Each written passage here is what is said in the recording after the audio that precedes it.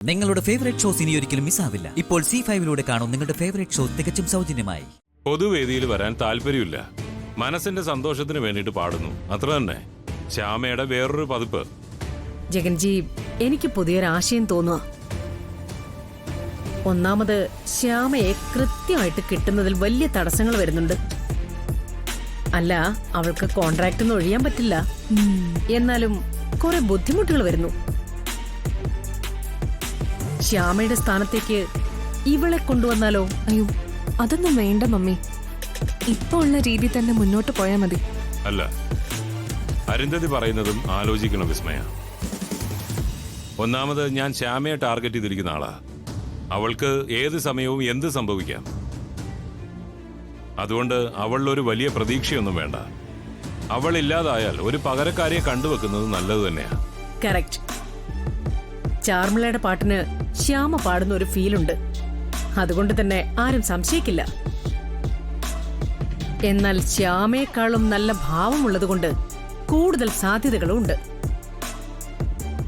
ജഗൻ പറഞ്ഞതുപോലെ ഒരു ഓപ്ഷനായിട്ട് ചാർമിള നമുക്ക് വേണം.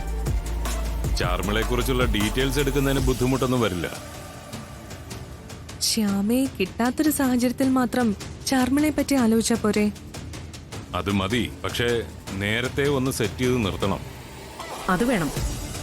ചാർമിളയും ശ്യാമയും ഒരേ സമയം തന്നെ നിലനിർത്തി പോകുന്നതും നല്ലതാണ്. ഞാൻ പറഞ്ഞു, ശ്യാമയുടെ കാര്യത്തിൽ ഒരു കണക്കുകൂട്ടലുകളും വേണ്ട. ഏത് സമയവും എന്ത് സംഭവിക്കാം. നമുക്ക് ചാർമിളയുടെ ഡീറ്റെയിൽസ് എടുക്കാം. ഓക്കെ ജഗൻജി, നമുക്ക് ആ രീതിയിൽ മുന്നോട്ട് പോവാം. എനിക്ക് ജഗൻജിയോട് മറ്റൊരു കാര്യം കൂടി ചോദിക്കാനുണ്ട്. എന്താണ്? ഞാനൊരു മ്യൂസിക് കമ്പനി പ്ലാൻ ചെയ്യുന്നുണ്ട്. വിസ്മയ മ്യൂസിക്സ്. ആൽബങ്ങളാ തുടങ്ങാൻ പോകുന്നത്.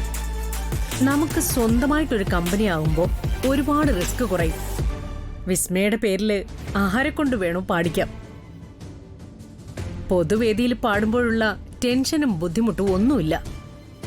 അത് നല്ല തീരുമാനമാണ്. കൃത്യമായിട്ട് മാർക്കറ്റിംഗ് ഉണ്ടെങ്കിൽ മ്യൂസിക്കൽ കമ്പനി വലിയ ലാഭമാണ്. നമുക്ക് ഈവന്റുകൾ സംഘടിപ്പിക്കാം, മ്യൂസിക് നൈറ്റുകളും നടത്താം. വിസ്മയെ നാഷണൽ ലെവലിലേക്ക് നമുക്ക് തന്നെ പ്രൊമോട്ട് ചെയ്യുകയും ചെയ്യാം.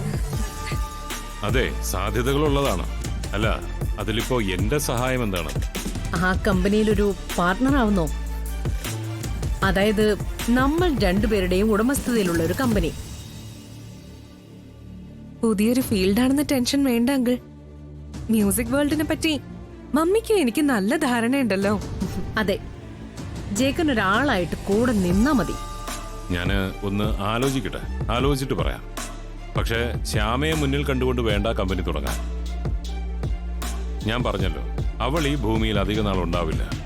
ചാർമിളയെ പോലെ ഒരാളിലേക്ക് നമ്മൾ പോകുമ്പോ ശ്യാമ ഭൂമിയിൽ ഉണ്ടാകാനും പാടില്ല. അത് ജഗൻ തീരുമാനിക്കുന്നത് പോലെ തന്നെ ആവട്ടെ. ഇനിയിപ്പോ അവളുടെ 3ാം കല്യാണമല്ലേ അഖിലൊത്ത്. ഇനി നടക്കാൻ പോകുന്ന അത്രേ ഒറിജിനൽ കല്യാണം. എന്ത് ഒറിജിനൽ കല്യാണം? അവൾക്ക് ഈ കല്യാണം വിധിച്ചിട്ടില്ല. ഈ കല്യാണം നടക്കില്ല.